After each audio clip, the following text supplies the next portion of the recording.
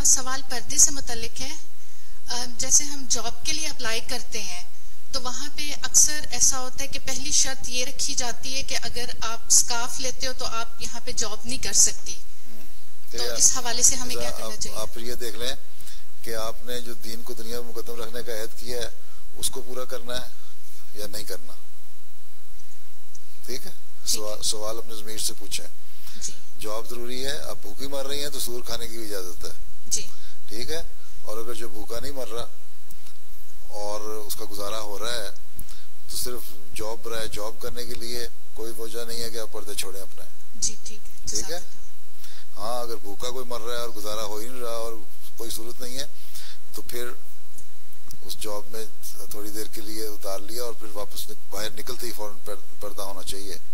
ठीक है, या बाज़ प्रोफेशनल हैं, साइंटिस्ट हैं या डॉक्टर हैं, उनको अपने लिबास होते हैं उसको पहनना पड़ता है, मजबूरी है। वहाँ तो आप बुर्के हिजाब में नहीं जा सकती, वो उतनी हद तक जहाँ लेबॉर्ट्री में है या ऑपरेशन थिएटर में है वो करें, उसके बाद फिर उसी तरह पर्दा होना चाहिए। ठीक है।